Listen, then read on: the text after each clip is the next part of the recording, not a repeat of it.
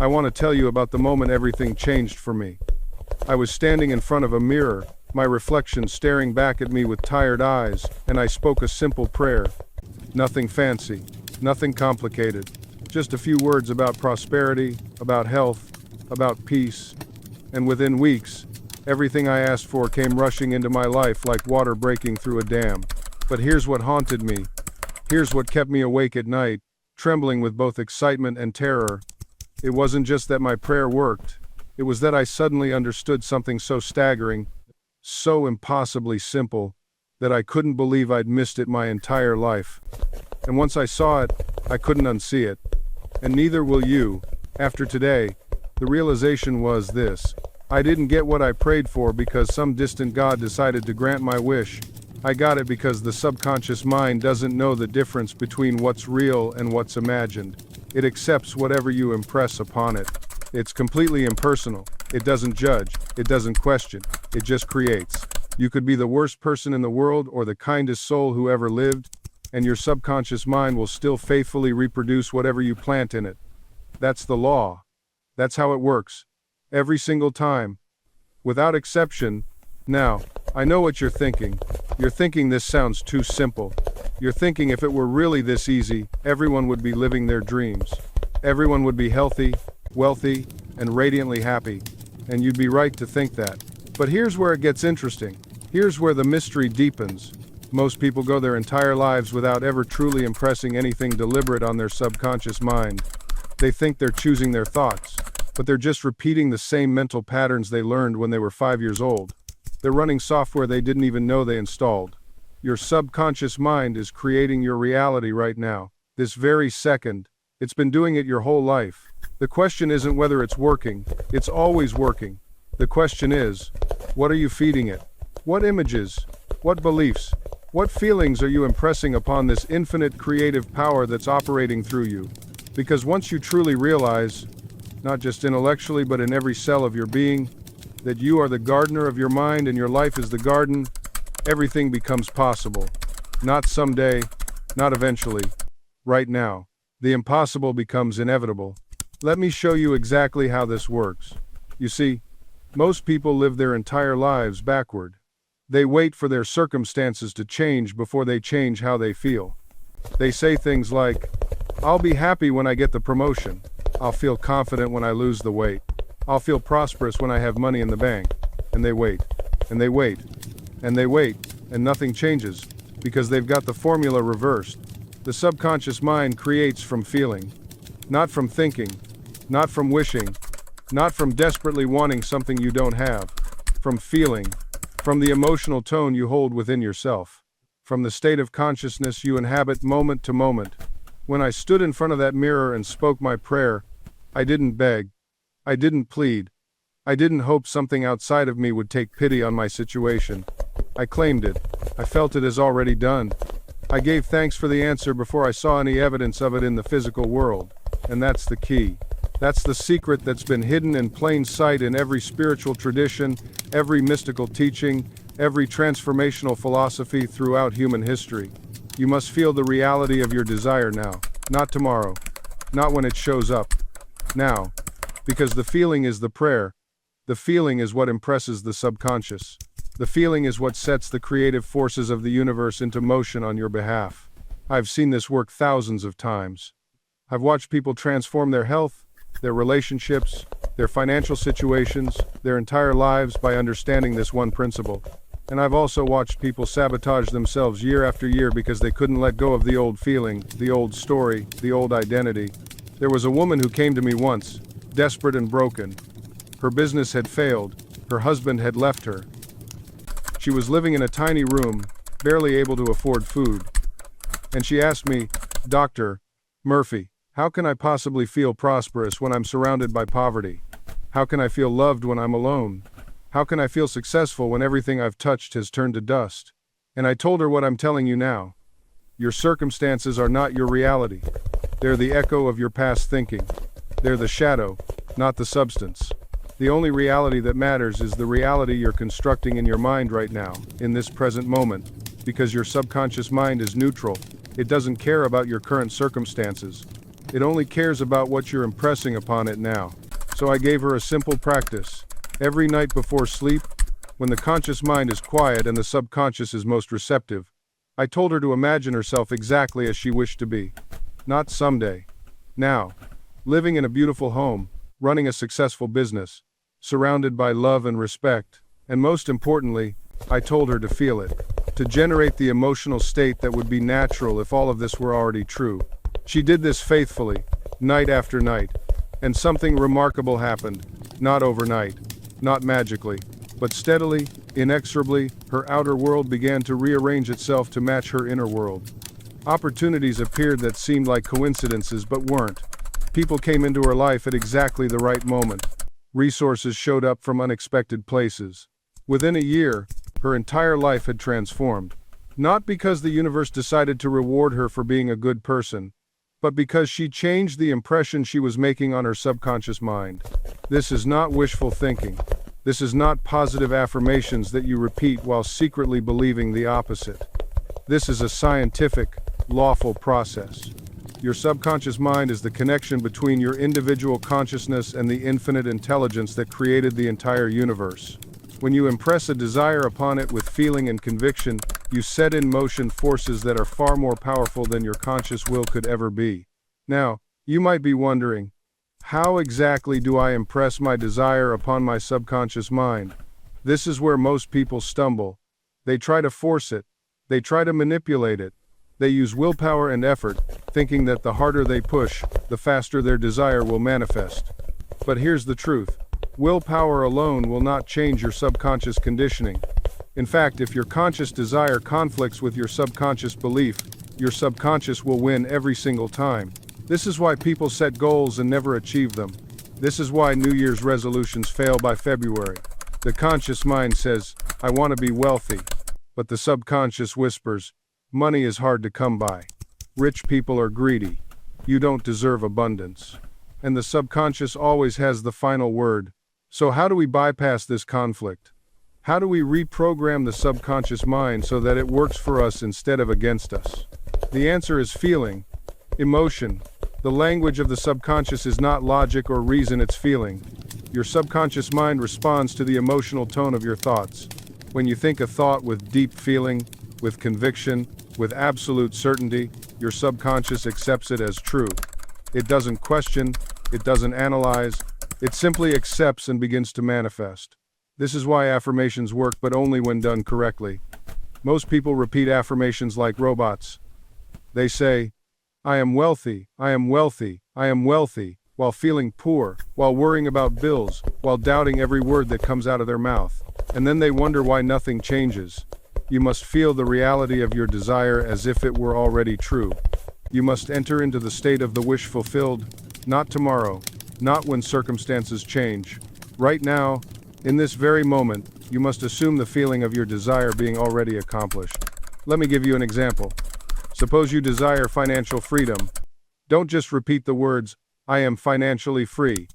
Close your eyes. Imagine what financial freedom feels like. Feel the relief. Feel the peace. Feel the gratitude of knowing that all your needs are met, that you can give generously, that you sleep soundly at night without worry. The more vividly you feel this abundance now, the faster your subconscious accepts it as truth. And here's what most people miss. Your subconscious doesn't care about logic. It doesn't care that your bank account currently says something different. It responds to feeling, it responds to conviction, it responds to the emotional charge you attach to your mental images. When you imagine with feeling, you're not lying to yourself. You're not engaging in denial. You're impressing a new pattern upon the only creative medium that matters, your deeper mind. And that mind, operating beneath the surface of your awareness, begins immediately to reorganize your life, your decisions, your perceptions to align with the image you've given it. I've witnessed this principle transform lives that seemed hopeless. I've seen people on the brink of financial collapse who turned everything around, not by working harder, but by changing the inner conversation. They stopped rehearsing lack. They stopped affirming poverty. They began, instead, to dwell upon prosperity with the same consistency most people dwell upon their problems. One man came to me drowning in debt, unable to sleep, convinced his situation was irreversible. I told him, every night before sleep, For just 5 minutes, feel yourself debt-free. Don't worry about how. Don't plan the steps. Simply feel the weight lifted. Feel the freedom. Feel yourself opening mail without anxiety. He did this faithfully. Within weeks, unexpected opportunities appeared. A job offer came that doubled his income. An old debt was forgiven. Money arrived from sources he'd forgotten existed. Was this luck? Was this coincidence? No. This was law. This was his subconscious, impressed with a new pattern, rearranging circumstances to match the inner conviction. You have this same power, right now. Not someday when you're more spiritual, more worthy, more deserving. Now. The creative power within you is not rationed. It's not given to some and withheld from others. It flows equally to all who learn to direct it through belief and feeling. But you must be persistent. You cannot impress your subconscious with half-hearted attempts. You cannot visualize abundance for 2 minutes, then spend the rest of your day complaining about bills and expect miraculous results. Your subconscious mind is like fertile soil. It will grow whatever seeds you plant. But if you plant seeds of prosperity in the morning and then spend the entire afternoon pouring poison over that soil with your doubts and fears, nothing good will grow. This is why most people fail. Not because the law doesn't work, not because they're unlucky, but because they're inconsistent. They try affirmations for a week, see no immediate results, and give up. They visualize their dream life for 5 minutes, then spend 5 hours watching the news and absorbing stories of economic collapse and scarcity. Let me be direct with you. If you want different results, you must become a different person mentally. You must cultivate mental discipline. This doesn't mean you ignore reality or pretend problems don't exist. It means you refuse to give your mental energy to what you don't want. When a negative thought arises about money, and it will arise because you've been conditioned for years, don't fight it. Don't resist it. Simply replace it. The moment you catch yourself thinking, I can't afford this, immediately replace it with, money flows to me easily and naturally. When you think, I'm always broke, replace it with, I am a magnet for wealth and prosperity. This is not lying to yourself. This is reprogramming. You're not denying your current circumstances. You're refusing to give them power over your future. There's a profound difference. I've watched people transform their financial situations completely using this principle. A woman who was drowning in debt began affirming every single day, I am debt-free and financially secure. Within 6 months, she received an unexpected inheritance that cleared every bill. Coincidence? No. Her subconscious mind accepted her new belief and found ways to make it real. A man who couldn't hold a job began declaring, I am valued and compensated abundantly for my unique talents. Within weeks, a former colleague contacted him with an opportunity that tripled his previous income. The universe responds to your dominant mental attitude, not your wishes, not your desperate prayers, your consistent, persistent mental conviction. Your subconscious mind doesn't respond to begging. It responds to the feeling of already having. And here's where most people completely misunderstand the process. They think they need to visualize perfectly. They obsess over every detail of their mental image. They stress about whether they're doing it right. Stop. Visualization without feeling is just daydreaming. I can sit here all day picturing myself as a millionaire, but if deep inside I still feel poor, if I still carry that emotional signature of lack, nothing changes. The subconscious responds to the emotional tone, not the mental picture. Think about it this way. When you remember something embarrassing from your past, you don't just see the memory, do you? You feel it. Your body tenses. Your face flushes. The emotion comes rushing back. That's how powerful the connection is between thought and feeling. Your subconscious works the same way in reverse. When you impress it with a desire backed by genuine feeling, by the actual emotional experience of having that thing, it goes to work immediately. It starts rearranging circumstances. It guides you toward the right people, the right opportunities, the right ideas, but you have to maintain that feeling. Not once, not during your 5-minute morning meditation, consistently, throughout your day. This is where discipline comes in. Not the kind of discipline where you force yourself through misery. The discipline of choosing your mental state. The discipline of redirecting your thoughts when they drift toward doubt. The discipline of returning, again and again, to the feeling of your wish fulfilled. Every single time you catch yourself thinking thoughts of lack or limitation, you have a choice. You can follow those thoughts down the familiar path of worry and anxiety, or you can consciously redirect. You can say, "No, that's not my reality anymore. This is what I choose instead." And then you return to the feeling, the gratitude, the satisfaction, the quiet confidence of someone who already has what they desire. This isn't positive thinking. Positive thinking is surface level. It's affirmations without conviction. What I'm talking about goes deeper. It's a fundamental shift in your sense of self. Think of it this way. If you've been living as a person who struggles with money, that identity has roots, deep roots. Those roots were formed by repeated thoughts, repeated emotions, repeated mental patterns over years, maybe decades. You've watered those roots every time you said, "I can't afford that." Every time you felt that knot in your stomach when bills arrived. Every time you compared yourself to others and felt less than. Now you want abundance. Good. But you can't just plant a new seed on top of old roots and expect it to grow. The old roots will choke it out. You have to go deeper. You have to uproot the old identity and plant the new one in fertile soil. This is where most people give up, because uprooting an identity feels uncomfortable. It feels strange. It feels like you're lying to yourself. And that discomfort, that strangeness, that feeling of being a fraud, makes people retreat back to what's familiar, back to struggle, back to limitation, because at least it's known. But here's what you need to understand. That discomfort is not a sign you're doing something wrong. It's a sign you're doing something right. It's the old identity resisting. It's the old neural pathways fighting to stay relevant. Your subconscious mind doesn't like change, even positive change. It prefers the familiar, even if the familiar is painful. So when you start affirming abundance and you feel like a fraud, that's actually progress. When you visualize success and a voice in your head says, "Who are you kidding?" That's the old identity panicking. It knows its days are numbered. Your job is not to fight that voice. Your job is to persist anyway, to keep affirming, to keep visualizing, to keep feeling the reality of your desire despite the protests of the old self. Because every time you do that, you weaken the old roots and strengthen the new ones. This is the discipline nobody talks about. Not the discipline of action, but the discipline of assumption. The discipline of maintaining your desired state even when everything in your external world and your internal dialogue is screaming that it's not true. And slowly, sometimes imperceptibly at first, something shifts. The new assumption starts to feel less foreign, less like pretending. It starts to feel more natural, more like you. And when it feels natural, when it feels like you, that's when the real magic happens. Because your subconscious doesn't distinguish between what's imagined with feeling and what's actually experienced. To your subconscious mind, they're the same thing. Think about that for a moment. When you vividly imagine yourself as wealthy, when you feel the relief and the freedom and the gratitude, your subconscious accepts that as reality. It doesn't argue. It doesn't question. It simply accepts and begins to rearrange your outer world to match that inner conviction. This is why affirmations work, but only when they're charged with feeling.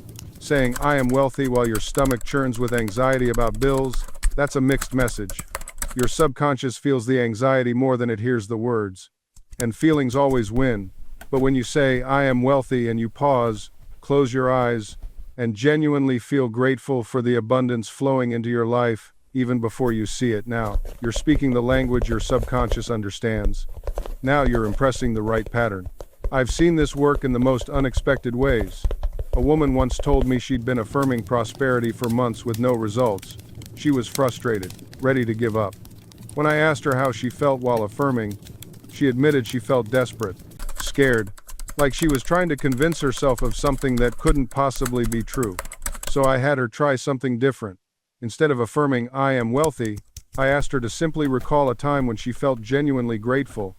A moment of pure appreciation, didn't matter what it was about. For her, it was watching her daughter laugh at the park. She closed her eyes and went back to that moment. Felt the sunshine, heard the laughter, felt that warmth in her chest. Then, while still holding that feeling, she whispered, "Thank you for my abundant life." The shift was immediate. Her shoulders relaxed, her face softened. She wasn't fighting anymore, she was accepting. Within 2 weeks, she received an unexpected job offer with double her previous salary. Coincidence? I don't think so. The universe doesn't deal in coincidences, It deals in correspondences. As within, so without. As above, so below. What you impress upon your subconscious mind must, by law, express itself in your external world. Now let me share another story that illustrates this principle with stunning clarity. A man came to me years ago, broken by financial disaster. He'd lost everything. His business had collapsed, his savings were gone, and creditors were circling like vultures. He sat in my office with his head in his hands, telling me over and over, "I'm finished. I'm a failure. I'll never recover from this." I stopped him right there. "Do you want to know why you lost everything?" I asked. He looked up, confused.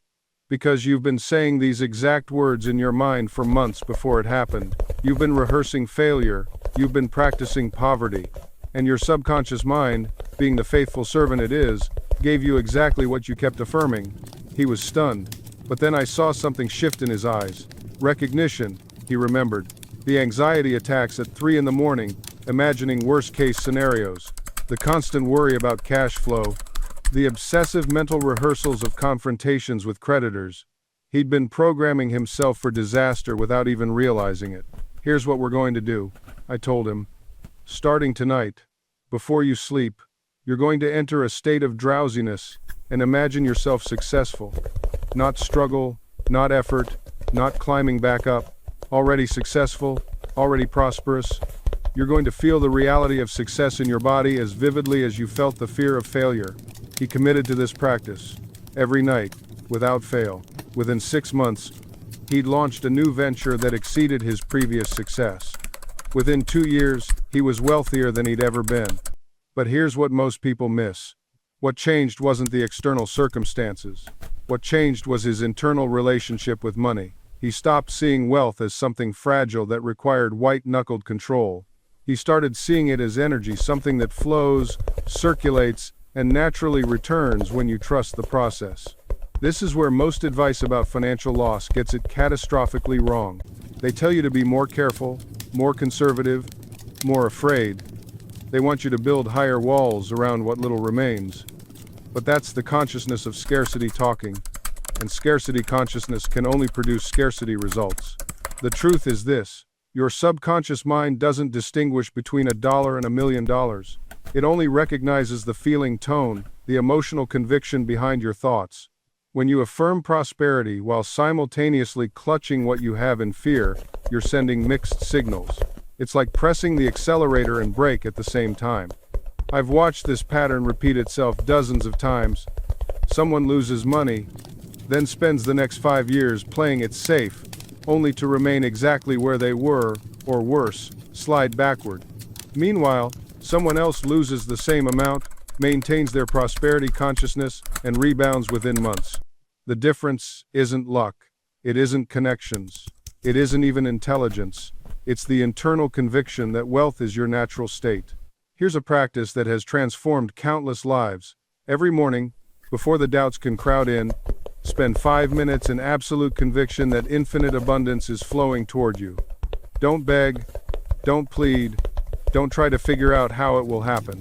Simply feel the reality of wealth as if it's already present. See abundance as an ocean, and your current financial situation as a single wave. Waves rise and fall, but the ocean remains. When you identify with the ocean rather than the wave, temporary fluctuations lose their power to devastate you. This shift in perspective transforms how you relate to money. Instead of white-knuckling through fear every time an unexpected expense appears, you begin to trust the process. You understand that your subconscious mind, properly impressed with prosperity consciousness, will find ways to replenish and multiply your resources. I've worked with people who practice this principle and watched their entire financial reality transform. One woman told me she used to panic every month when bills arrived. Her stomach would knot, her sleep would suffer, and she'd spiral into worst-case scenarios. Then she began affirming, "I am one with infinite abundance. Money flows to me easily and naturally." She didn't just say the words, she felt them. She visualized herself as connected to an inexhaustible source. Within weeks, she noticed opportunities appearing. A former colleague reached out about freelance work. She discovered a tax credit she'd overlooked. A skill she'd developed years ago suddenly became marketable in a way she hadn't anticipated. None of this was coincidence.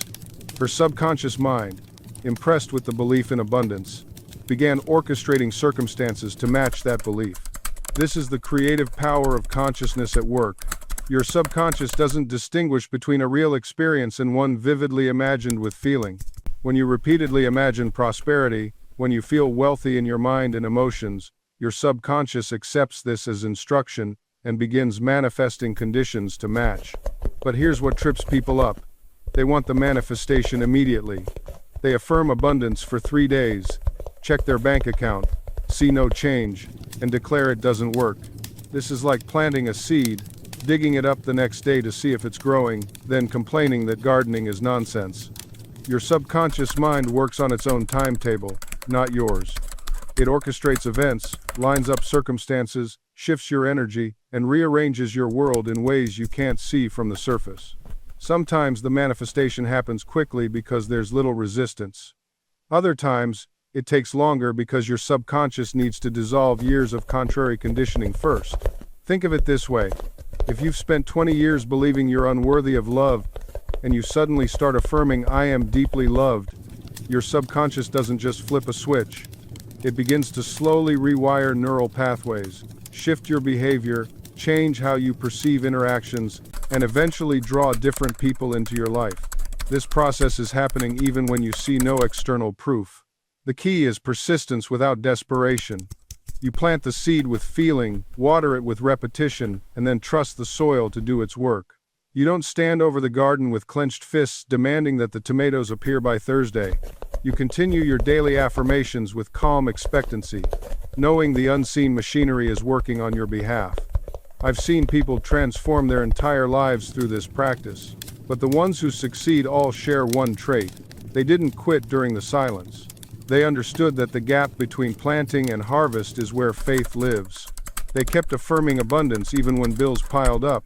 They kept declaring health even when symptoms persisted. They kept visualizing love even when they went to bed alone. And then, often when they'd stopped obsessively checking for results, the manifestation appeared.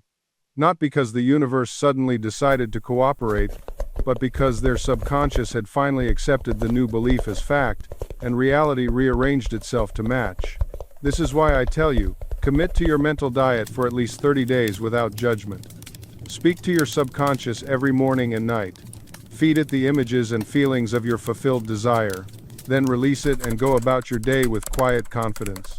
Your faith will be tested, not by the universe, but by your own impatience. You'll plant the seed and immediately want to dig it up to check if it's growing. You'll speak your affirmation in the morning, and by noon, you'll be scanning your bank account, your inbox, your environment for proof. This is where most people fail. They mistake the silence for absence. They think because they don't see instant results, the process isn't working. But a farmer doesn't plant corn on Monday and expect a harvest on Tuesday. He plants, waters, and trusts the laws of growth. Your subconscious operates on the same principle. It doesn't work on your schedule. It works on divine timing, which is always perfect. The moment you impress a belief into your deeper mind, forces you cannot see begin to move. Circumstances align, people are drawn to you, opportunities present themselves. But this orchestration happens beneath the surface first.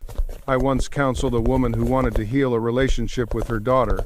They hadn't spoken in 3 years. She began to pray each night, not begging or pleading, but affirming, "My daughter and I are reconciled. We speak with love and understanding." She felt the emotion of their embrace. She heard their laughter in her imagination. For weeks, nothing happened.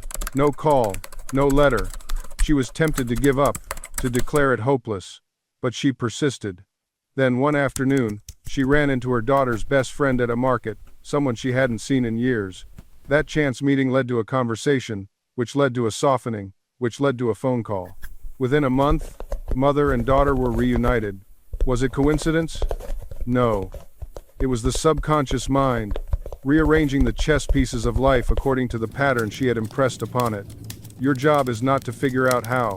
Your job is to remain faithful to the vision. Many people fail at this stage not because their vision was wrong, but because they became suspicious of the process. They saw signs of movement and immediately questioned them. They experienced small synchronicities and dismissed them as coincidence. They were called to take action and hesitated, second-guessing whether it was truly guidance or just wishful thinking. This is where faith must become your anchor. Not blind faith, but the intelligent faith that comes from understanding how the subconscious operates. When you plant a seed in the ground, you don't dig it up every day to check if it's growing. You trust the intelligence within the seed, the nourishment of the soil, and the laws of nature. The same principle applies to your mental seed. I once counseled a man who wanted to transition from his corporate job into teaching. He had visualized himself in front of a classroom, feeling the satisfaction of shaping young minds. Within weeks, a former colleague reached out, mentioning a friend who ran a private tutoring center and was looking for someone with his exact background. The man called me, excited but confused. "Is this it?" he asked. "Should I pursue this opportunity? Or should I wait for a full-time teaching position at a school?" This is the question that stops so many people in their tracks. They're waiting for the complete, finished manifestation to appear fully formed, like Athena springing from Zeus's head. But manifestation rarely works that way. It unfolds. It reveals itself in stages. That tutoring opportunity was the subconscious mind's first move, opening a door that would lead to others. I told him what I'm telling you now. When opportunity presents itself in alignment with your vision, move toward it. Don't paralyze yourself trying to determine if it's the perfect match. The subconscious mind works through progression, not perfection. That man took the tutoring position. Within 6 months, parents began asking if he'd consider private lessons. Within a year, he had built enough of a reputation that a prestigious private school recruited him directly. His wife later told me that the moment he stopped resenting the job was the moment their entire financial situation began to shift. Not because the job changed, but because he changed. When you hold resentment toward your work, you are rejecting the very channel through which your supply flows. You are like a man standing beside a river, dying of thirst, because you dislike the color of the water. The substance is there, the provision is there, but your mental attitude blocks you from receiving it. Your subconscious mind does not distinguish between a prestigious job and a humble one. It only responds to the conviction you hold about your work. If you approach your current position with the belief that it is beneath you, that it is temporary and meaningless, your subconscious accepts that instruction and ensures that it remains exactly that, temporary and without fruit. But if you approach that same position with gratitude, with the recognition that it is a bridge to something greater, with the understanding that every task performed with excellence builds a foundation of success, then your subconscious begins to orchestrate opportunities, connections, and circumstances that align with that higher vision. I knew a woman who worked as a janitor in a corporate office building. Every night, she cleaned floors, emptied trash bins, and scrubbed toilets. Many would have looked at her situation with pity, but she did not pity herself. She told me once, "I clean these offices like I own the company." And she meant it. She took pride in every surface she polished, every window she made spotless. She did not complain. She did not gossip with the other cleaning staff about how unfair life was. She simply did her work with quiet dignity. One evening, the CEO was working late. He noticed her meticulous attention to detail, the way she carefully arranged items on desks before cleaning, then returned them to their exact positions. He struck up a conversation with her. He learned she had administrative experience but had fallen on hard times. Within 2 months, she was offered an entry-level administrative position. Within 2 years, she was managing an entire department.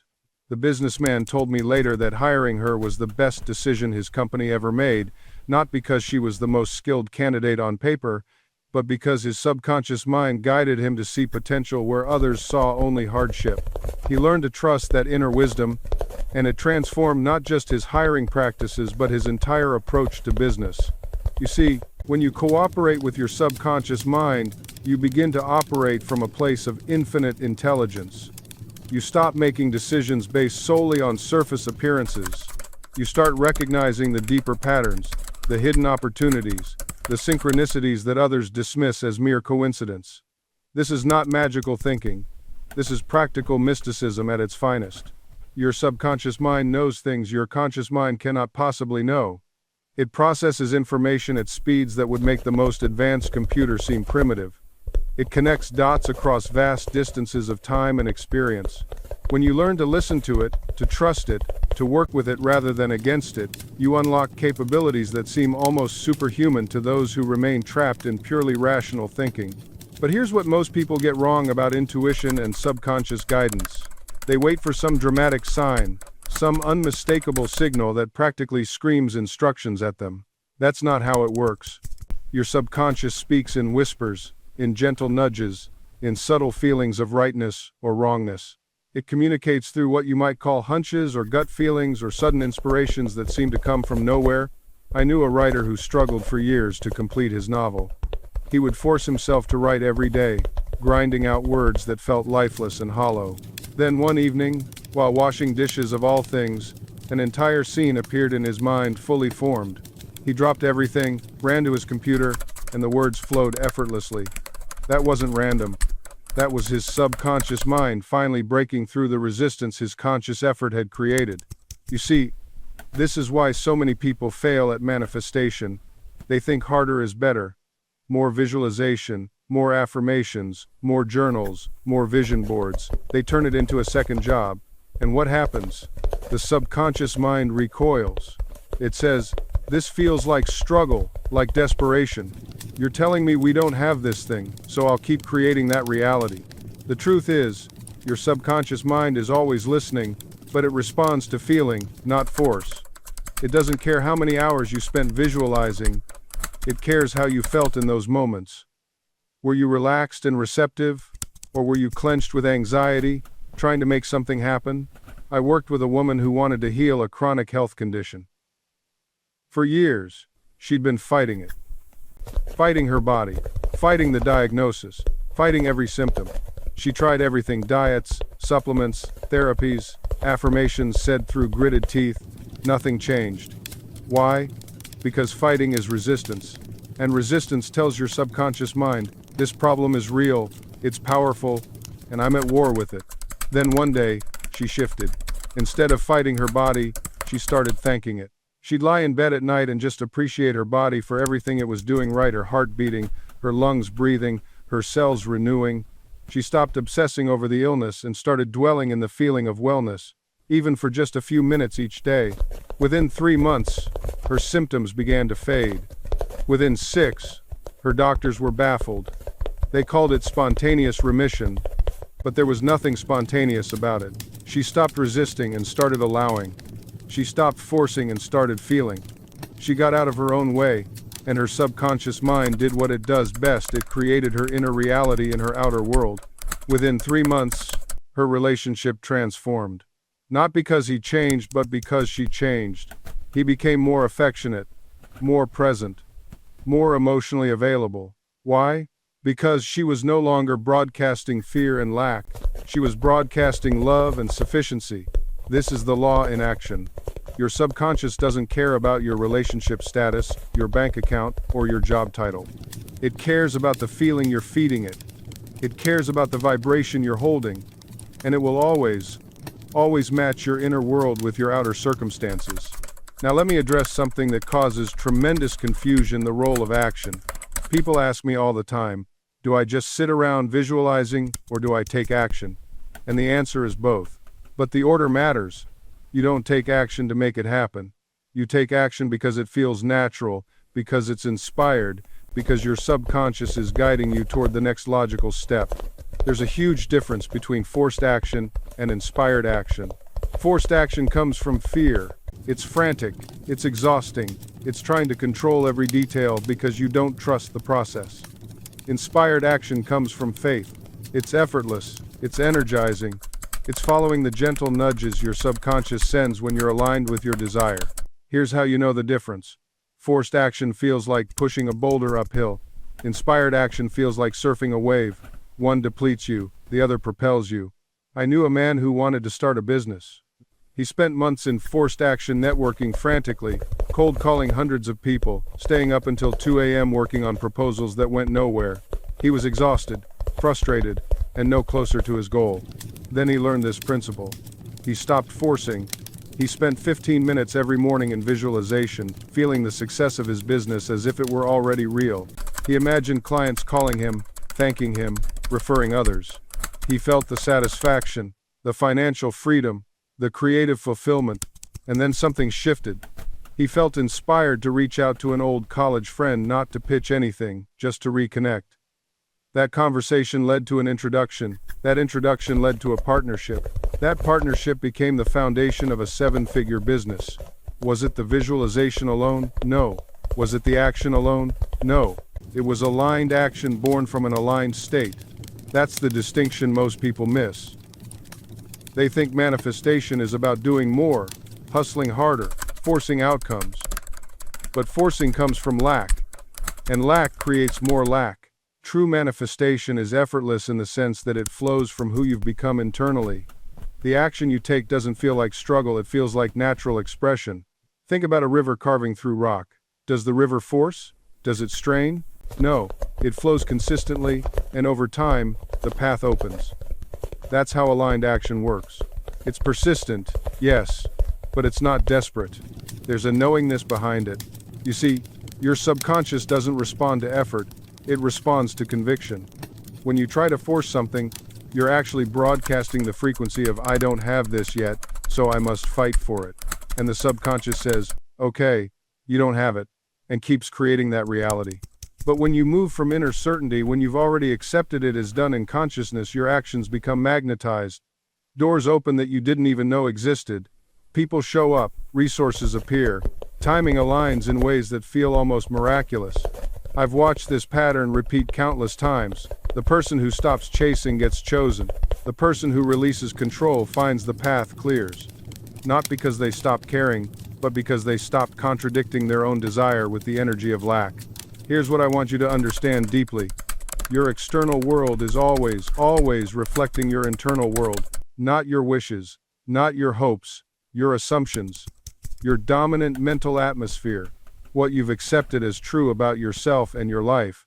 So when you're looking at your circumstances and feeling frustrated, the question isn't, why isn't this working? The question is, what am I still assuming that's creating this?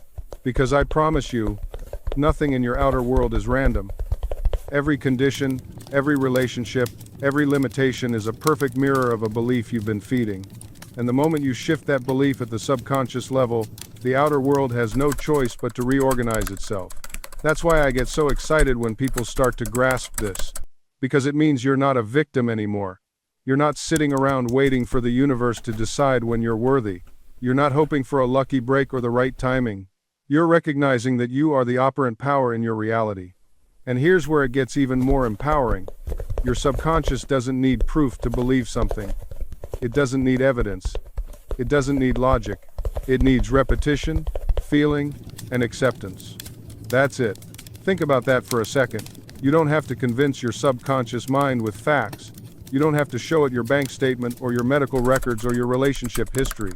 You just have to impress upon it a new assumption, and it will go to work making that assumption real. This is why affirmations work when they're done correctly.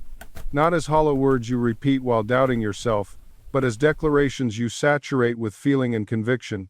When you say, "I am healthy," and you feel the relief, the vitality, the gratitude of that state, your subconscious accepts it. It doesn't argue, it doesn't fact check, it simply begins to express that assumption outwardly. But most people affirm from a place of lack. They say, "I am wealthy," while feeling poor. They say, "I am loved," while feeling lonely. And then they wonder why nothing changes. You can't impress a state on your subconscious while emotionally living in the opposite state. The feeling is the secret. The feeling is the language your subconscious understands. So if you want to change your life, you have to change your inner conversations. You have to change the tone of your thoughts. You have to stop rehashing the problem and start dwelling in the solution. Not someday. Not when it shows up. Right now. Because your subconscious is listening to you every single moment. It's recording every thought, every image, every emotional tone you hold. And it's saying, "Okay, this is what we're creating. This is the reality we're building." If you're constantly thinking about what you don't have, guess what you're impressing on your subconscious? More lack. If you're replaying past failures, you're instructing your subconscious to create more failure. If you're imagining worst-case scenarios, you're literally programming those scenarios into your future. Your subconscious doesn't care about your intentions. It doesn't care that you're worrying because you want to avoid problems. It doesn't care that you're dwelling on past mistakes because you're trying to learn from them. All it knows is what you're feeding it, and it will faithfully reproduce whatever images and feelings you consistently give it. This is why two people can have the exact same opportunity and get completely different results. Same job offer, same resources, same starting point. One person imagines themselves succeeding, sees themselves confidently handling challenges, feels the satisfaction of achievement. The other person imagines everything that could go wrong, sees themselves struggling, feels the anxiety of potential failure. 6 months later, their realities match their inner conversations perfectly. I've watched this play out thousands of times. The person who mentally rehearsed success is thriving. The person who mentally rehearsed failure is either gone or barely hanging on. And the one who failed will swear it was circumstances, bad luck, or unfair treatment. They have no idea they were the architect of their own struggle. Your inner conversation is that powerful. It's the most powerful force in your life, yet most people treat it like meaningless background noise. They think they can worry, doubt, and criticize themselves all day long, then do a 5-minute visualization and somehow override hours of negative programming. It doesn't work that way. The subconscious is like a garden. If you plant weeds all day and then sprinkle a few flower seeds in the evening, what do you think is going to grow? The weeds will dominate because that's what you've invested the most time and energy cultivating. Your inner conversation works the same way. Whatever you're thinking and feeling most consistently is what will manifest in your experience. This is why people who constantly worry about money tend to experience more financial struggles. It's not because the universe is punishing them. It's because their dominant mental conversation is focused on lack, scarcity, and limitation. That's the seed they're planting over and over again. And the subconscious mind, being utterly neutral and mechanical, simply brings forth circumstances that match that internal dialogue. I've seen this pattern repeatedly. Someone comes to me and says, "I'm doing everything right. I'm working hard. I'm being responsible. But I can't seem to get ahead financially." When I ask them about their inner conversation, the truth emerges. Throughout the day, they're thinking, "I can't afford this. Money is so tight, there's never enough.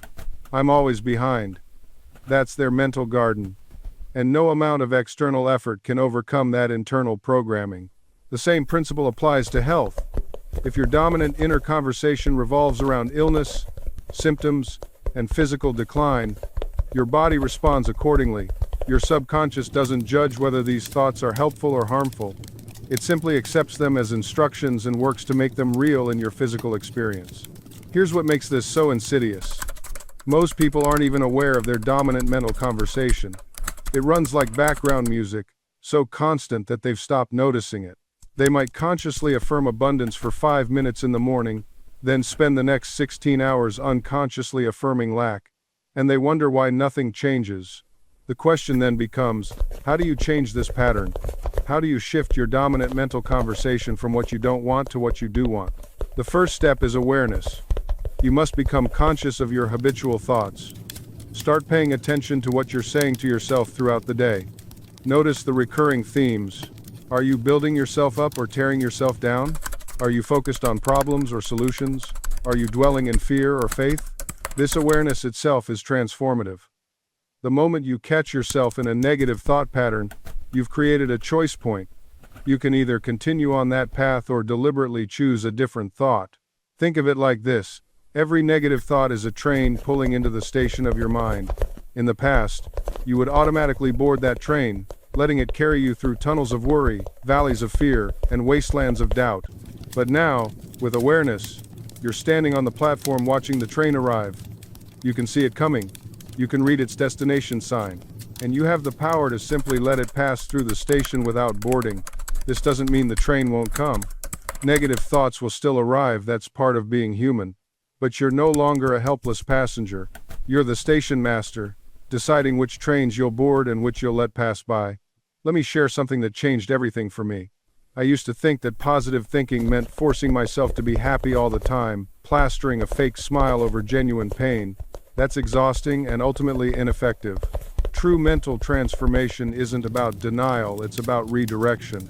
When a negative thought arises, acknowledge it, don't fight it or pretend it isn't there. Simply observe it without judgment, then consciously choose to redirect your attention towards something more constructive. It's the difference between suppressing an emotion and transmuting it.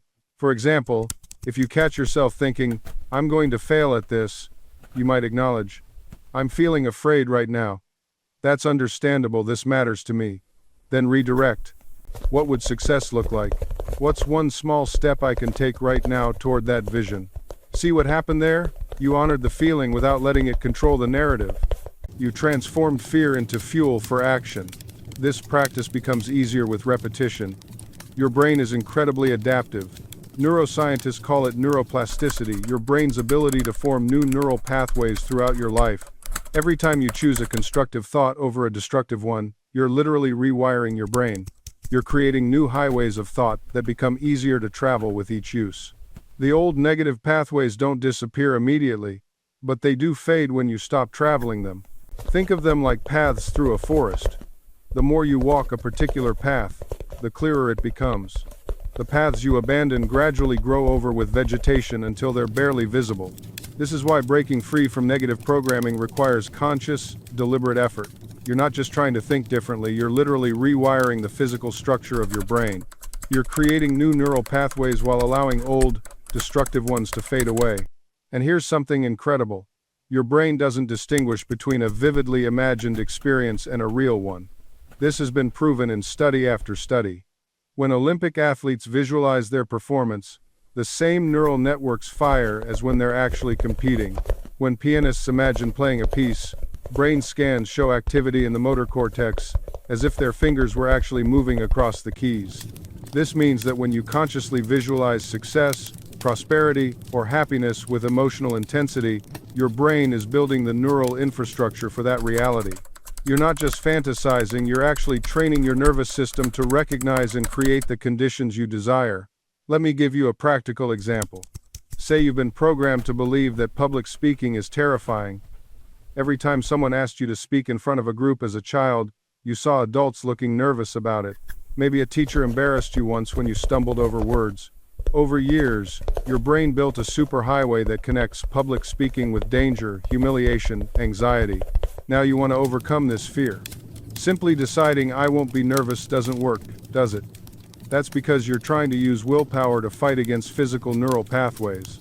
It's like trying to stop a river with your bare hands. Instead, you need to build a new pathway. You begin by visualizing yourself speaking confidently, feeling the calm in your body, seeing people's engaged faces, hearing their appreciative applause. You do this repeatedly, with emotion and sensory detail. Each time you do, you're laying down new neural tracks. You're teaching your brain a new association. At first, the old pathway is still stronger. Your brain will default to anxiety because that's the established route. But with consistent mental rehearsal combined with actual practice in low-stakes situations, the new pathway grows stronger. The old one begins to weaken from disuse. Eventually, your default response changes. This isn't positive thinking overriding reality. This is you using the brain's natural plasticity to reconstruct your automatic responses. Let me tell you something powerful. Your brain doesn't distinguish between a vividly imagined experience and a real one when it comes to emotional encoding. This is why athletes visualize their performance before competition. This is why surgeons mentally rehearse complex procedures. They're not pretending, they're programming. When you repeatedly visualize yourself responding calmly to criticism, your brain creates the neural pathways as if you've already done it. When you imagine yourself confident in a job interview, your nervous system begins to associate that situation with calm confidence rather than anxiety. You're literally installing new software in your operating system. But here's where most people stumble. They visualize once, maybe twice, and expect transformation. That's like going to the gym once and wondering why you're not fit. Neuroplasticity requires repetition, consistency, and emotional engagement. The more vividly you imagine, the more your brain believes it's happening. I want you to understand something crucial about emotion. Emotion is the language your subconscious understands best. You can repeat affirmations mechanically for years with minimal results. But the moment you add genuine feeling, everything changes. Feel the relief, feel the confidence, feel the peace. That emotional charge is what writes the new code into your subconscious mind. This is why gratitude is so transformative. When you feel genuine gratitude for something you desire as if you already have it, your subconscious begins to accept it as real. Your brain starts looking for evidence to support this new reality. Suddenly, opportunities appear. Synchronicities happen. Not because the universe is magical, but because your reticular activating system is now tuned to a different frequency. The people who transform their lives aren't lucky, they're not special. They simply understood this principle and applied it with unwavering consistency. They stopped arguing with their negative thoughts and started installing new ones. They stopped being victims of their conditioning and became architects of their consciousness. This is the work. Not glamorous, not instant, but absolutely, undeniably effective. You are rewriting the story your brain tells itself about who you are and what's possible for you. And here's the beautiful part: the more you do this, the easier it gets. The neural pathways strengthen. The voice of affirmation becomes louder. The voice of doubt becomes quieter. You start to notice something remarkable. Your default thoughts begin to change. Where you once automatically thought, "I can't afford that," you begin to think, "How can I afford that?" Where you once thought, "This never works for me," you now think, "What if this time is different?" This is not wishful thinking. This is cognitive restructuring backed by decades of neuroscience. Let me give you a personal example. Years ago, I struggled with public speaking. The moment I'd step in front of an audience, my hands would shake, my voice would tremble, my mind would go blank. I tried traditional advice practice, more, visualize success, deep breathing. They helped, marginally. But the transformation came when I began using affirmations the way Murphy taught. Every morning and every night, I would say, "I am a confident and powerful speaker." My message flows naturally and impacts people deeply. I love connecting with audiences. At first, it felt ridiculous. My conscious mind screamed, "Liar, you know that's not true." But I persisted. 50 times, morning and night, for 60 days. Something shifted. Not overnight, but gradually. I noticed I was less nervous before speaking engagements. Then I noticed I was actually looking forward to them. Then I noticed audiences responding differently because I was showing up differently. Today, speaking is one of my greatest joys. Not because I conquered fear through willpower, but because I rewrote the subconscious program that was generating the fear. The same principle applies to wealth, to health, to relationships, to any area where you feel stuck. You're not stuck because of your circumstances. You're stuck because of the programming running beneath your awareness. Change the programming, and the circumstances begin to shift, sometimes slowly, sometimes with stunning speed. Now, let's address something important. Some of you might be thinking, "This sounds too simple. Real change requires therapy, or hard work, or years of effort." Here's the truth. Affirmations are not a replacement for action. They're the foundation that makes effective action possible. If your subconscious believes you're destined to fail, you'll sabotage your own efforts. You'll procrastinate, make poor decisions, quit right before breakthrough. Your actions, no matter how well-intentioned, will be undermined by invisible resistance. But when your subconscious is aligned with your goals, action becomes natural. Opportunities appear, synchronicities multiply. The right people show up at the right time. You don't force it, you don't chase it. You simply allow it to flow into your life because you've aligned your inner state with what you wish to experience. This is the missing piece most people never grasp. They think manifestation is about working harder, grinding longer, sacrificing more. But all that does is reinforce the vibration of lack. It says to the universe, "I don't have it yet, so I must struggle to get it." The real work is inner work. It's changing the assumption. It's revising the story you tell yourself about who you are and what you deserve. When I first learned this principle, I tested it with something small. I wanted a specific book that was out of print and difficult to find. Instead of obsessing over it, searching every used bookstore frantically, I simply assumed I already owned it. I felt the satisfaction of having it on my shelf. I imagined flipping through its pages, underlining passages. 3 days later, a friend mentioned they were cleaning out their attic and asked if I wanted any old books before they donated them. Guess which book was in that box? Coincidence? Maybe. But when you start living from this assumption, coincidences become your daily reality. The universe doesn't respond to your words. It responds to your state. You can affirm wealth all day long, But if you're vibrating anxiety every time you check your bank account, you're sending the louder signal. You can pray for love, but if you feel unworthy of it, if you look in the mirror with disappointment, if you believe deep down that you're not enough, that's the prayer the universe answers. This is why revision is so powerful.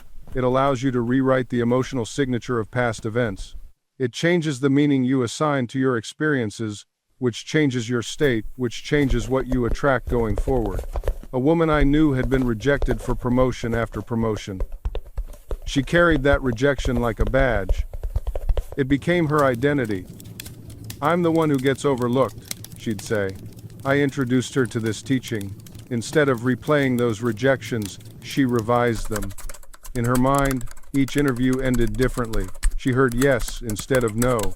She felt the congratulations, the handshake, the confidence. Within 2 months, she was offered a position she hadn't even applied for. Someone in leadership had noticed her work and recommended her directly. That's not luck. That's not coincidence. That's revision reshaping reality at the level of cause. Because here's what most people miss. Revision doesn't just change your past. It changes what was always meant to unfold from that past. It rewrites the trajectory, the domino effect, the chain of consequences that ripples forward from every moment you revise. When you revise a rejection into acceptance, you don't just feel better. You align yourself with the version of reality where acceptance was always the outcome. And in that reality, doors open, conversations happen, opportunities appear that were invisible before. This is why revision feels so powerful once you truly understand it.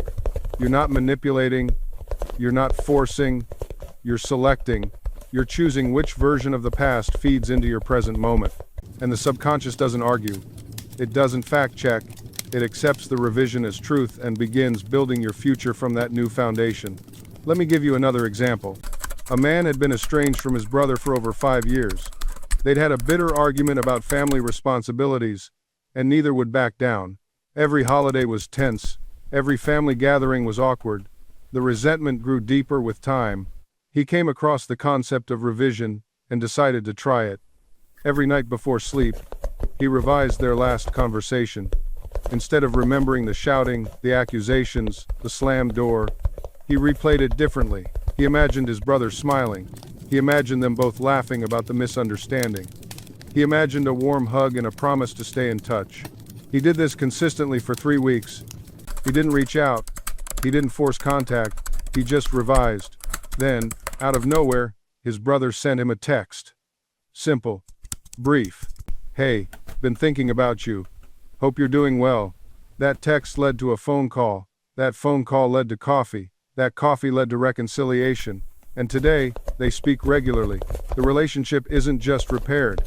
It's stronger than it was before the argument. Did revision change his brother's mind? Not exactly. It changed the energetic signature of their shared past. It dissolved the charge, the resentment, the grudge that kept them apart. And within 6 months, they were speaking again. Laughing, planning family gatherings. All because one person decided to stop rehearsing the injury and start rehearsing the cure. Forgiveness isn't weakness. It's the ultimate expression of your understanding of how consciousness works. It's you saying, "I will not give my mental and emotional real estate to something that diminishes me." You're not condoning what happened. You're releasing yourself from the prison of replay. Because here's what most people don't realize. When you hold a grudge, when you refuse to forgive, you think you're punishing the other person. But they're out there living their life. Maybe they don't even remember what happened.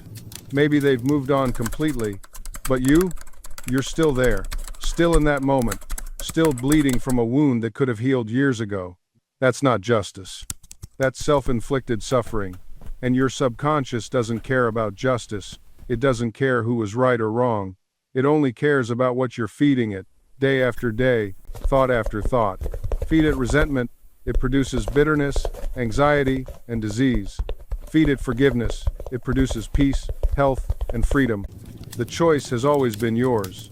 Now, there's another layer to this that we need to address, because some of you are thinking, but what if I forgive them and they do it again? What if I let my guard down and get hurt again? Listen carefully. Forgiveness does not mean you become a doormat. It doesn't mean you allow toxic people unlimited access to your life. It doesn't mean you ignore red flags or accept unacceptable behavior. Forgiveness is an internal shift. It's what you do in your own consciousness to free yourself. Boundaries are external. They're what you establish to protect your peace and well-being moving forward. You can forgive someone completely and still choose not to have them in your life. You can release the emotional charge and still maintain healthy distance. You can wish them well from afar while protecting yourself from further harm. This is not about holding on to resentment or keeping score. This is about wisdom. It's about understanding that forgiveness happens in your heart, but boundaries happen in your life. The two can coexist beautifully. I've watched people torture themselves over this false choice. They think, if I've truly forgiven them, shouldn't I let them back into my life? No, absolutely not. Forgiveness clears your inner world. Boundaries protect your outer world. Both are necessary, both are healthy. Your subconscious mind understands this distinction perfectly. When you truly forgive while maintaining clear boundaries, there's no internal conflict. The stress dissolves. The confusion lifts. You feel at peace with your decision because it honors both your spiritual growth and your practical well-being. Here's what happened when I finally understood this principle. I was able to release old resentments completely while also recognizing that certain relationships had run their natural course. I could feel genuine compassion for people who had hurt me while also acknowledging that they didn't belong in my current life. This wasn't cold. This wasn't cruel. This was clarity. This was self-respect. This was understanding that every relationship serves a purpose, and sometimes that purpose includes teaching us what we will no longer tolerate. Your subconscious mind thrives on this kind of honest assessment. When you stop forcing relationships that no longer serve you, when you stop pretending that forgiveness means unlimited access, you free up tremendous energy. Energy that's been locked in confusion and false obligation suddenly becomes available for genuine growth.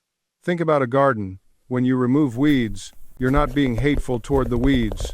You're simply making space for what you actually want to grow. You're allocating your resources wisely. You're creating conditions for thriving. And once that space is created, something remarkable begins to happen.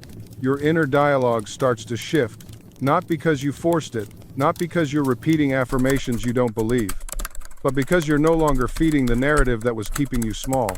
See, most of us don't realize how much of our mental energy goes into maintaining stories that don't serve us. We tell ourselves we're not the kind of person who succeeds. We explain away every opportunity as not for people like me. We justify our limitations as if they're facts written into the fabric of reality itself. But here's what I've discovered. The moment you stop defending those stories, they begin to lose their power. It's like a fire that needs constant fuel. Stop feeding it, and it naturally diminishes. You don't have to attack your limiting beliefs. You don't have to go to war with your own mind. You simply have to stop giving them your attention, your agreement, your emotional investment. And in that spaciousness, something new emerges. A quiet knowing, a sense of possibility that wasn't there before, not loud or dramatic, just present, available. This is where real transformation begins. Not in the grand gestures or the perfect plans, but in these small moments of choosing differently, choosing to let something go, choosing to turn your attention toward what you want to create instead of what you're trying to avoid. I remember coaching someone who was stuck in a cycle of financial anxiety. Every conversation was about bills, debt, the economy, how hard everything was. And I asked him a simple question. When you're thinking about all of this, how much time are you spending imagining the financial freedom you want? He looked at me like I'd asked him to solve quantum physics. Because the truth was, he spent zero time on it. All his mental energy went into worrying about what he didn't want. None of it went into envisioning what he did. So we started small. Just 5 minutes a day. Not affirmations, not vision boards. Just allowing himself to imagine what financial ease would feel like. What decisions he'd make from that place. How he'd move through his day. And within weeks, things started shifting. Not because the universe magically delivered money, but because his behavior changed. He noticed opportunities he'd been blind to. He made different choices. He showed up with different energy. The external world hadn't changed. His relationship with it had. When you shift your internal state, your perception of opportunity shifts. You begin to notice things that were always there. Doors you walked past every day suddenly appear open. People respond to you differently because you're showing up differently. Your subconscious mind doesn't just change your internal experience, it changes how you move through the world. It adjusts your body language, your tone of voice, the words you choose, the timing of your actions. These micro adjustments create macro results. Think about someone learning to drive. At first, every movement is conscious and difficult.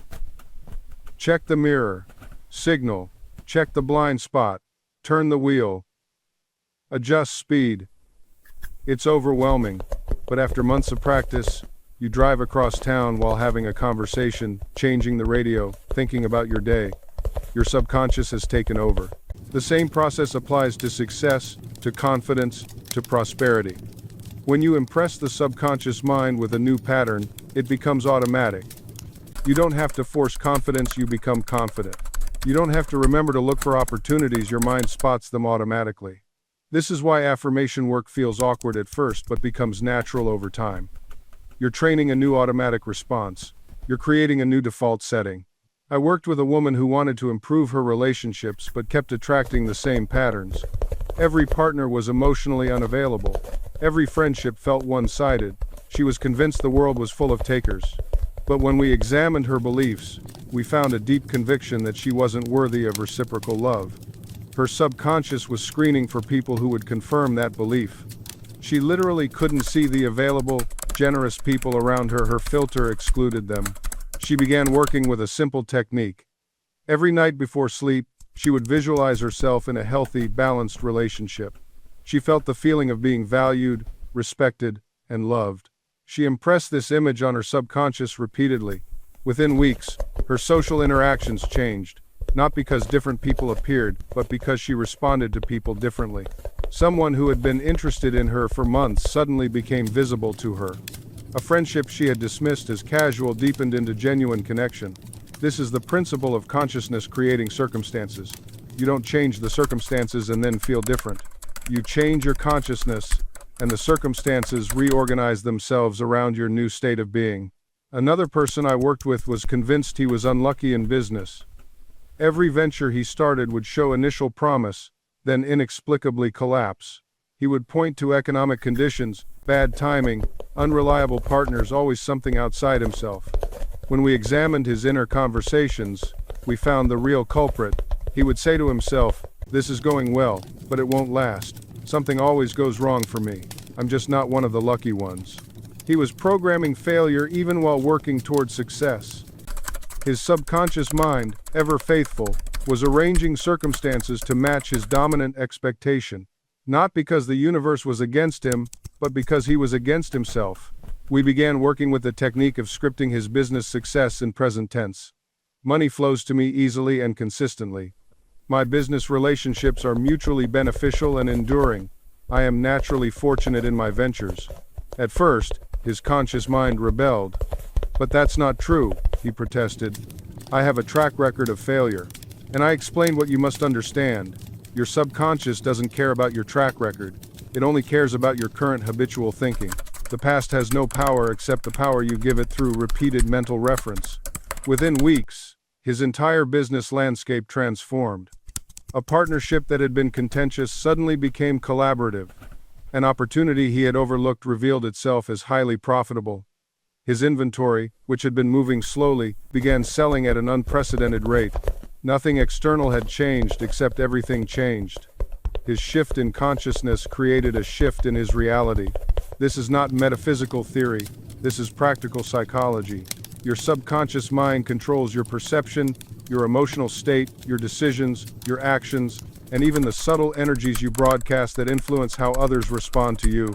When you saturate your subconscious with a new belief, you automatically begin behaving differently. You don't have to consciously remember to smile more, to stand taller, to speak with confidence. It happens naturally because your inner world has changed. And the outer world, which is always a mirror of the inner, must reflect that change back to you. Let me share something that might surprise you. The people who seem to have everything, success, love, abundance, peace, they're not inherently different from you. They don't possess some secret gene or magical advantage. What they do have is a different set of assumptions about themselves and life. They walk through the world expecting good things. They assume they're worthy. They believe opportunities will come. And because they believe it, their subconscious mind goes to work making it real. You can adopt those same assumptions right now. You don't need permission. You don't need to earn it. You simply decide that from this moment forward, you will assume the reality you desire is already yours in consciousness. And you maintain that assumption regardless of what the senses tell you. This is where most people stumble. They start with enthusiasm. They affirm and visualize for a few days, maybe even a few weeks. But when the external world doesn't immediately conform to their new inner picture, they become discouraged. They say, "See, it doesn't work. Nothing's changed." But everything has changed. The seed has been planted. The work is happening beneath the surface. Your subconscious mind is rearranging circumstances, attracting opportunities, shifting your behavior in ways you may not consciously notice yet. The harvest always comes after the planting, never before. You must have faith in the process. Remember, your subconscious mind doesn't care how long you've been believing the old story. It doesn't matter if you've thought of yourself as unlucky, unworthy, or incapable for 30 years. The moment you plant a new seed, a new belief, a new assumption, that seed begins to grow. And if you nourish it with repetition, with feeling, with unwavering acceptance, it will inevitably produce fruit in your external experience. This is your power. This is your birthright. The subconscious mind is the gateway to infinite intelligence, infinite power, infinite abundance. It is always working, always creating, always manifesting. The only question is, what are you impressing upon it? And here's what most people never realize: your subconscious mind doesn't just respond to your conscious thoughts. It responds to everything. Every conversation you have, every image you expose yourself to, every environment you place yourself in, every person whose energy you absorb. This is why the company you keep matters so profoundly.